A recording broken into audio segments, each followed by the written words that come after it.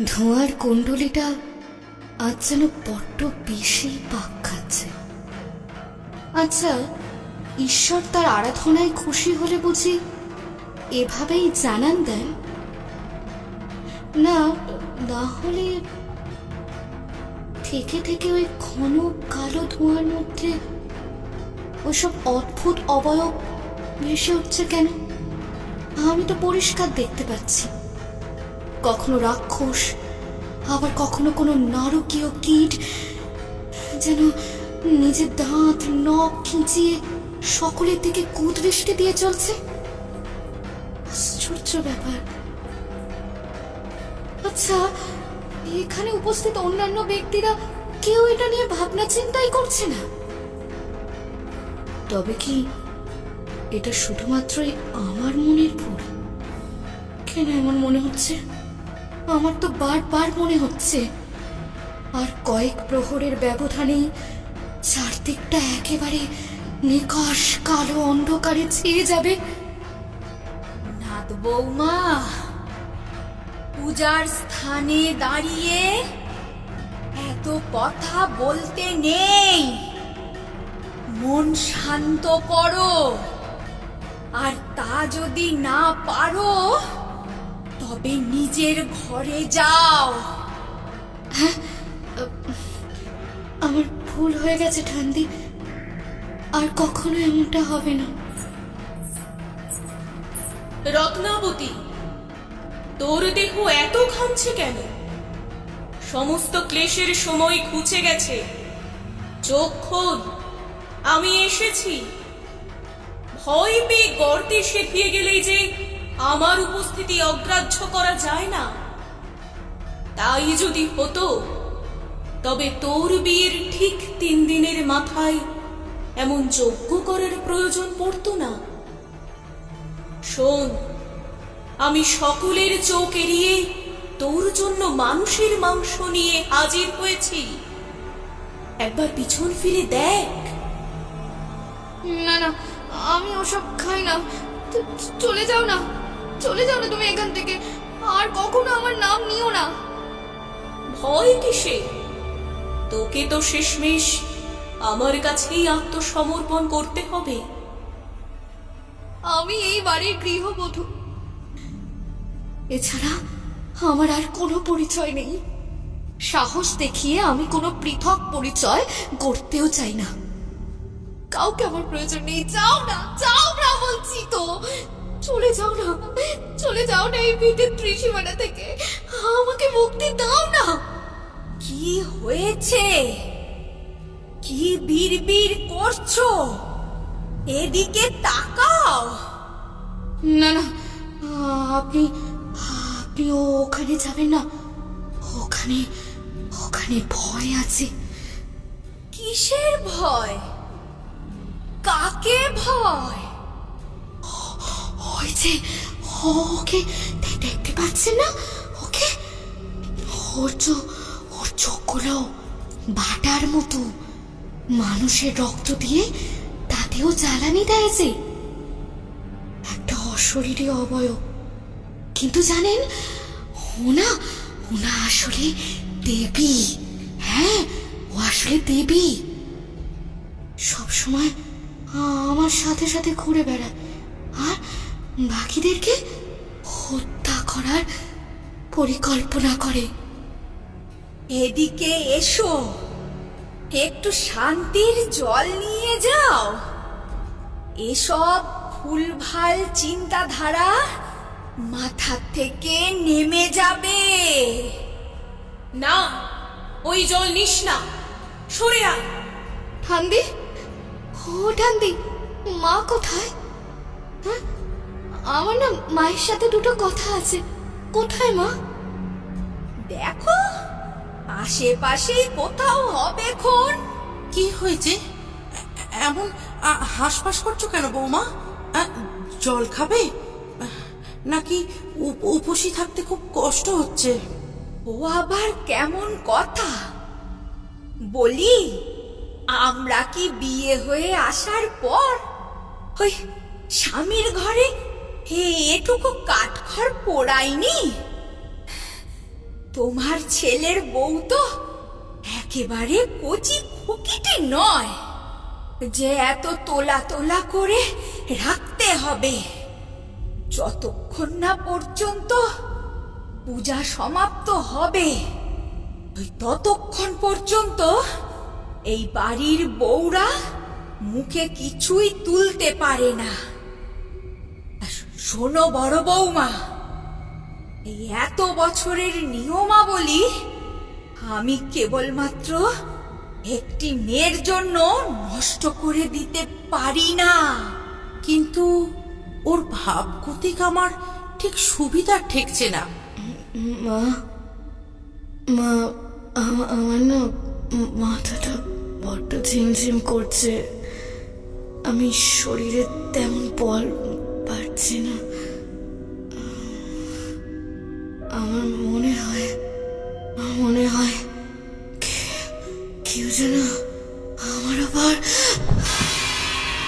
ও মা, এ কি হলো? ওরে ওরে, তোরা সবাই নতুন বৌমাকে তুলে ধর। মেয়েটা কথা বলতে বলতে এমন ধূপ করে পড়ে গেল কেমন করে? আমি ঠিক ধরেছিলাম ওর শরীরের ভেতরে একটা চাপা যন্ত্রণা হয়ে চলেছিল, আর তাই বোধহয় আজ দুপুরে একান্তে এসে আমাকে এই যজ্ঞের বিষয়ে সাবধানতা অবলম্বন করতে বলেছিল। ইস, পুষ্পাঞ্জলির ডালাটা ওর হাতে না দিলেই ভালো হতো। ওটা নিয়ে ভাববেন না, আরো ফুল আছে। কিন্তু কিন্তু বৌমার চোখ মুখ এমন পাংশুটে হয়ে যাচ্ছে কেন? সত্যি তো, চোখগুলো ধীরে ধীরে গর্তে ঢুকে পড়ছে। ঠিক যেমন আমাদের প্রথম রাতে হয়েছিল। রত্না, তোমার আমাকে পছন্দ হয়েছে তো? অমন ঘাড় নেড়ে উত্তর দিলে আমার আশ মিটবে না। ওখানে আপনার জন্য কিছু খাবার রাখা আছে, দয়া করে খেয়ে নেবেন কেমন? বেশ, এবার দুটো অন্য কথা বলি। আমার না শরীরটা ঠিক ভালো নেই। রত্না, মিছে কথা বলা পাপ। তাছাড়া এত জড়সড় হয়ে বসে থাকতে হবে না। এটা তোমারই ঘর। তুমি ওই বাড়িতে ঠিক যেভাবে থাকতে স্বচ্ছন্দ বোধ করতে, এখানেও সেভাবে থাকতে পারো। শুধু ঠান্দির কথা একটু আধটু মেনে চলতে হবে।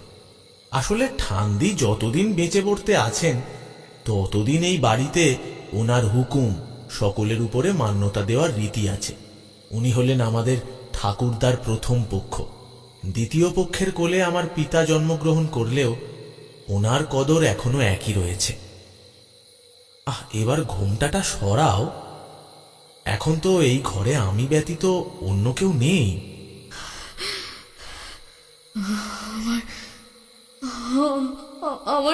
আমার খুব ভয় করছে। কেন?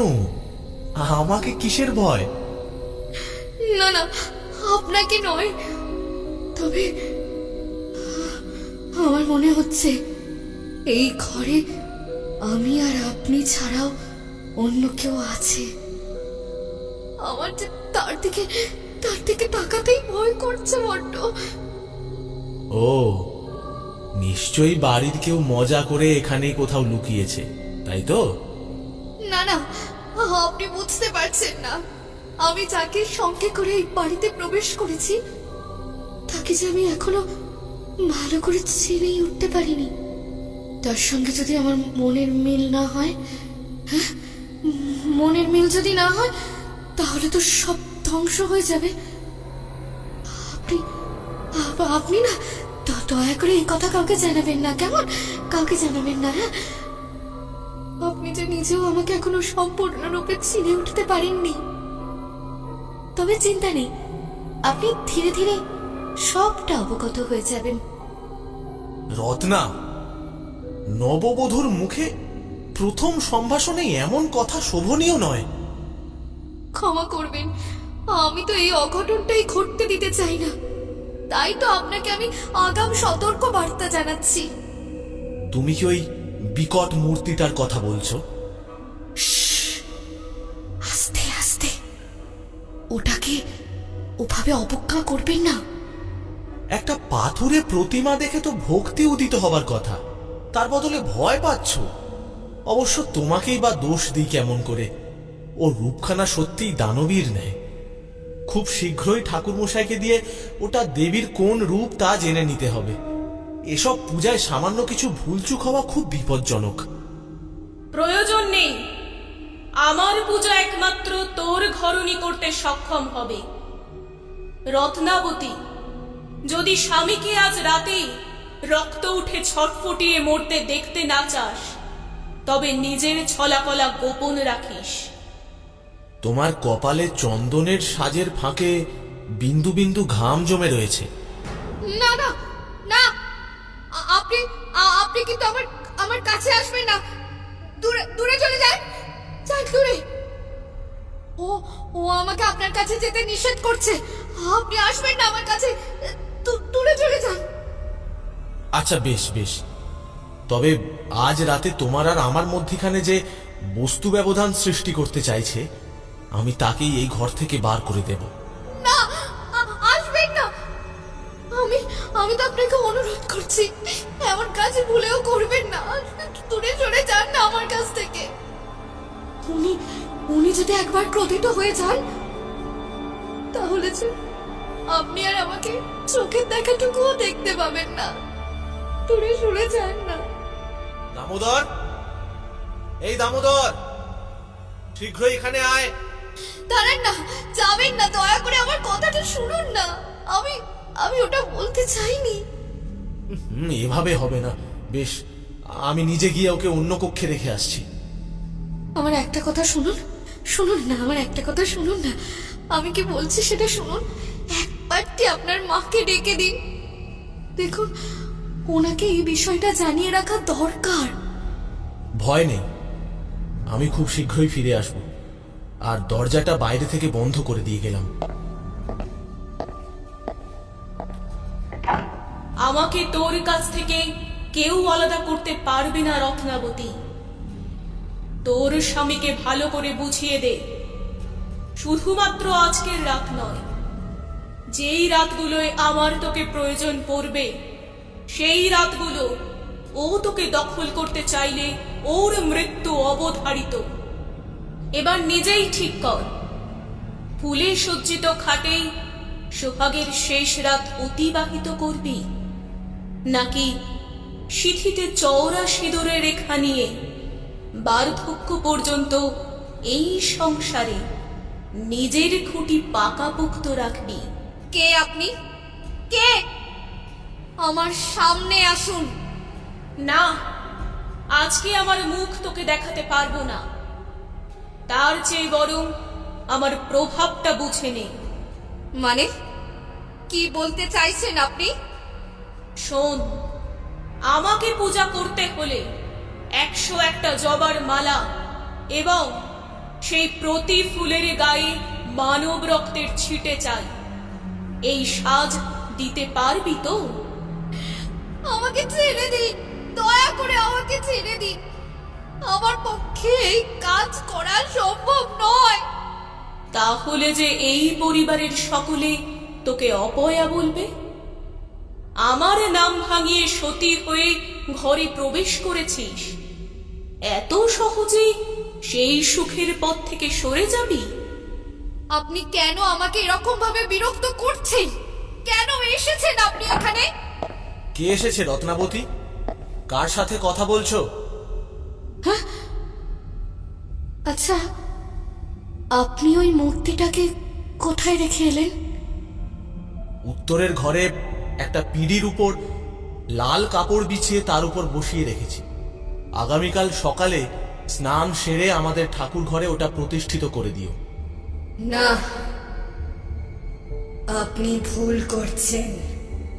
আর 5টা বিগ্রহের সাথে ওর সহাবস্থান হতে পারে না।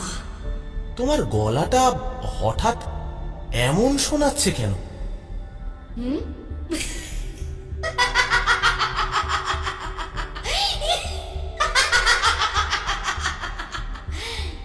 কারণ কারণ আমি যে রত্নাবতী নই, আমি এসেছি এই গায়ে আমার শিকারের মায়া জাল বিস্তার করতে। আমি সবাইকে দাসে রূপান্তরিত করে আমার সাথে সবাইকে প্রেত লোকে নিয়ে যাব। সেখানেই সবাই আমার জন্য আরো কিছু কিছু কচি প্রাণ জোগাড় করে আনবে।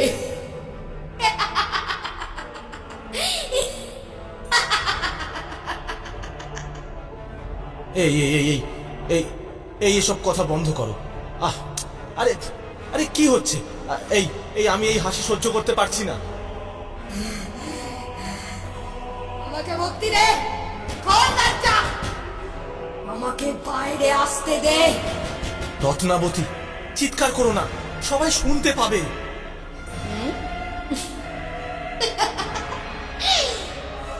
সবাই প্রাণে বাঁচলে তবে তো কিছু শুনবে। শোন, আজকের রাতটাই হবে ওদের জন্য বিষাক্ত রজনী। মা মা রত্নাবতী অদ্ভুত আচরণ করছে, শিগগিরই একবার এদিকে এসো। এই তো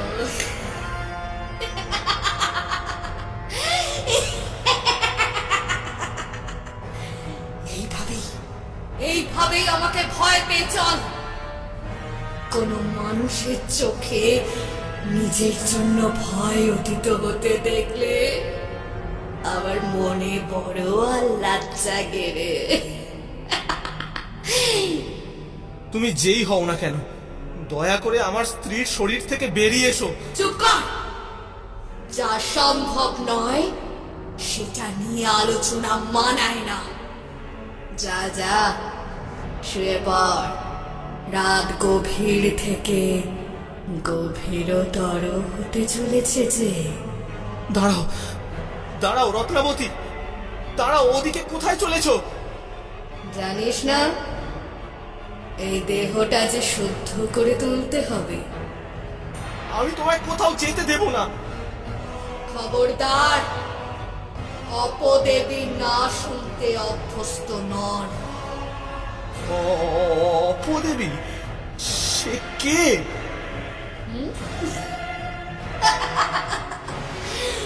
অপদেবীকে চিনিস না? ভুলেও আজ আমাকে ঘোর থেকে জাগ্রত করিস না।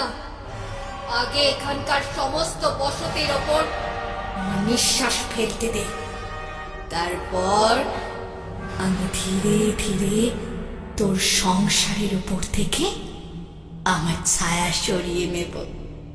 তোমার ঠোঁটের দুপাশ দিয়ে অমন ধারালো দাঁত ঠিকরে বেরিয়ে আসছে কেমন করে? এ কি তোমার শরীরের চামড়াও তো একেবারে খসে খসে পড়ছে। কি বিভৎস মুখ! আমি এই রূপ দেখতে চাই না। বেরিয়ে যাও এই ঘর থেকে, একদম এদিকে এগোবে না। বেরিয়ে যাও। কিরে, একটু আগেই কাছে আসতে চাইছিলি না? আয়, আরো কাছে আয়। তোর স্ত্রীর দেহের উত্তেজিত সুগন্ধিতে নিজেকে মিলিয়ে নে। আমার ভুল হয়ে গেছে, আমি চলে যাচ্ছি।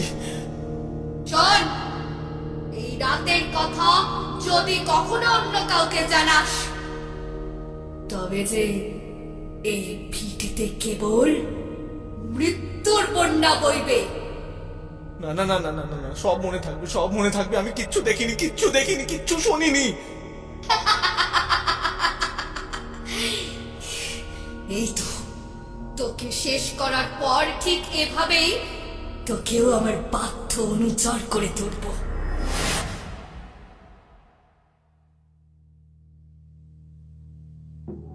পুরোদ্ভব, বৌমার মুখের দিকে তাকিয়ে কি এত ভাবছিস বাবা?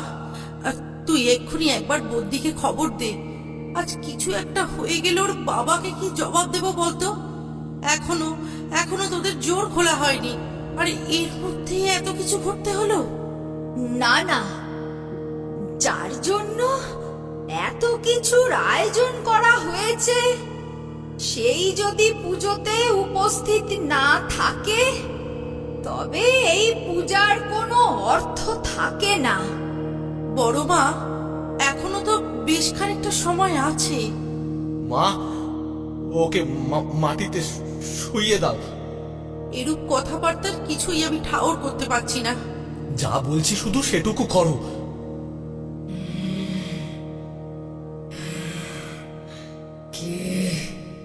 কে যাচ্ছে আমার সামনে দিয়ে? মানুষের গন্ধ পাচ্ছি মনে হয়। জানিস না, দেবীর পূজাস্থলে বিচরণ করতে হলে মাথা নত করে পা ফেলতে হয়। শুনে রাখ, এই ভুলের জন্যই তোকে মরতে হবে। আজ রাতে পূব ঘাটের পথ দিয়েই বাড়ি ফিরবি, তাই না? হ্যাঁ, ঠিক তখনই তোর জন্য মৃত্যু উঁত পেতে বসে থাকবে রে। এমন বিভৎস রূপে মরবি যে কাল প্রাতে যে তোর মুখ দেখবে সে জন্ম জন্মান্তরে তার পরম শত্রুর জন্যও এমন মৃত্যু কামনা করতে আটকে উঠবে। বৌমা, ঘোমটা টানো, সবাই তোমাকে হাঁ করে দেখছে।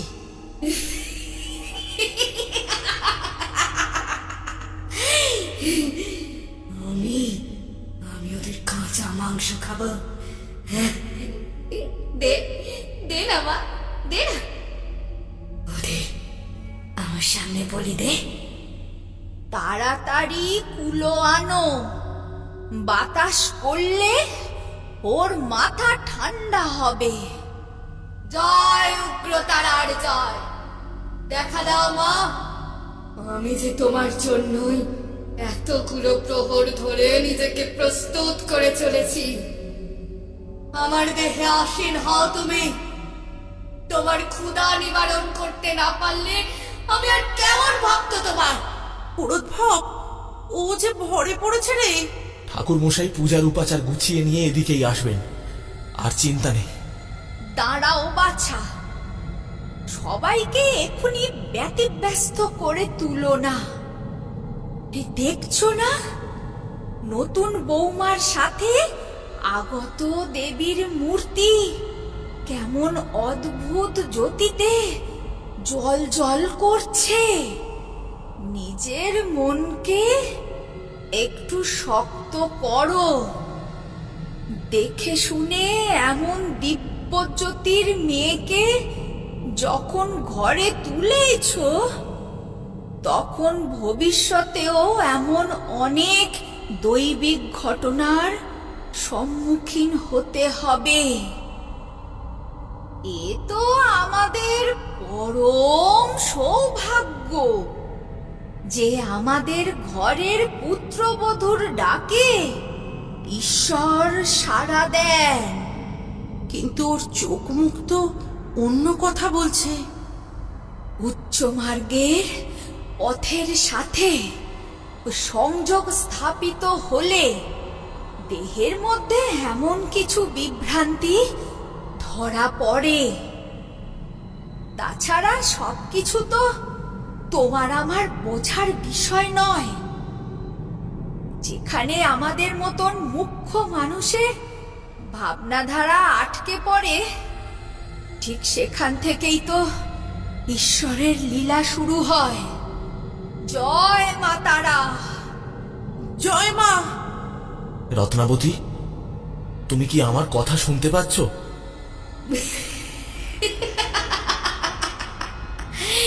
ঝুমরি নাচবে, রক্ত খেতে খেতে এক পায়ের নৃত্যে হাত ঝুমরি সবাইকে তাক লাগিয়ে দেবে। উত্তর দাও মা, স্বামী তোমার পরম ধর্ম, তার কথা শুনতে হয়। ও কি এখন আর নিজের মধ্যে আছে? আমরা ওর কেউ নই। সবকিছুই এখন ঈশ্বরের হাতে সঁপে দিয়েছে। পুজোর লোভে দেবী আসছেন। আমি সেই গন্ধ বাতাসে টের পাচ্ছি।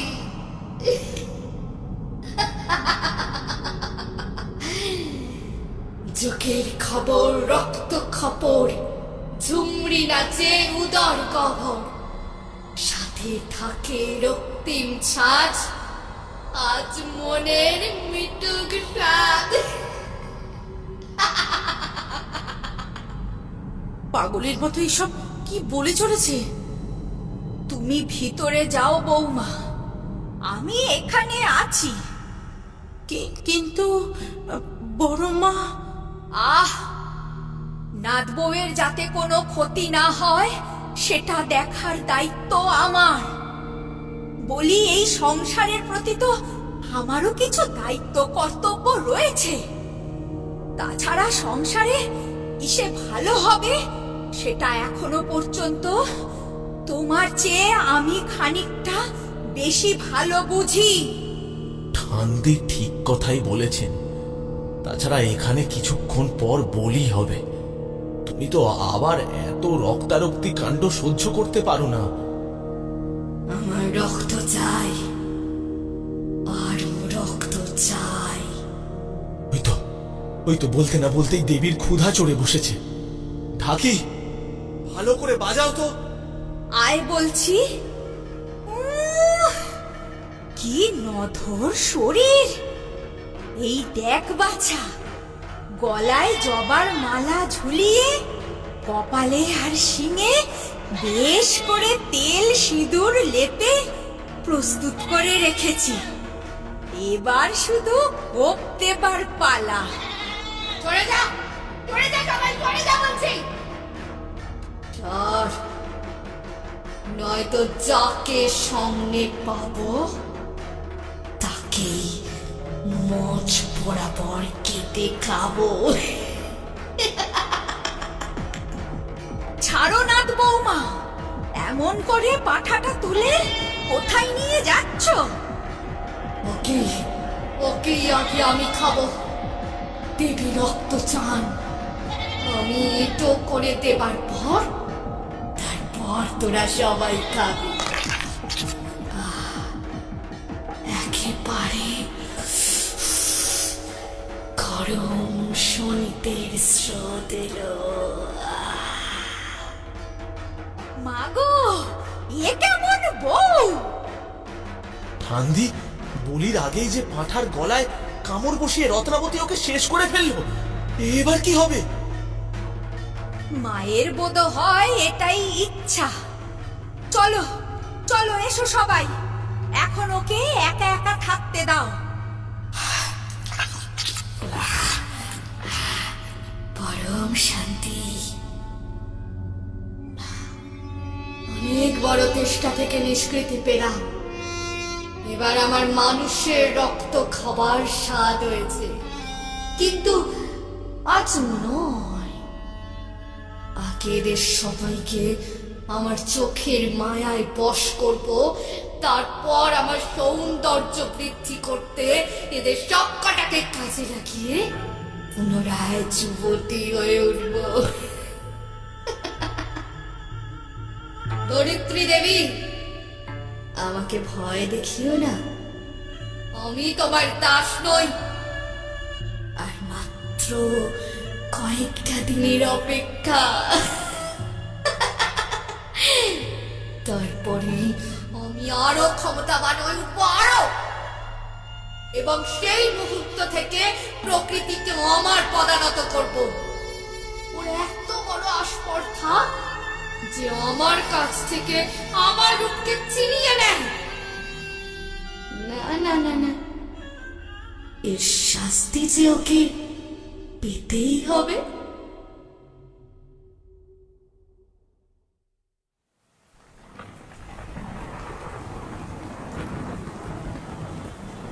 বাইরে ঝমঝমিয়ে বৃষ্টি পড়ছে। এমন সময় ছাতা মাথায় আমি আর প্রতাপ হেঁটে চলেছি ব্রহ্মকাল বাবার বাড়ির উদ্দেশ্যে। পথে যেতে যেতে প্রতাপ হঠাৎ আমার দিকে ফিরে জিজ্ঞাসা করে, আচ্ছা নিখিলেশ, তুমি কখনো এমন আশ্চর্য দৈবিক মূর্তি দেখেছো যে লজ্জায় নিজের মুখটাই সবসময় ঢেকে রেখেছে? প্রশ্নটা শুনে প্রথমটাই একটু অবাক লাগলেও নিজের মস্তিষ্কের অসামঞ্জস্যপূর্ণ ভাবনাগুলো সামলে নিয়ে সামান্য গলা খাঁকড়িয়েই বললাম, ভক্তেরা ভুল করলে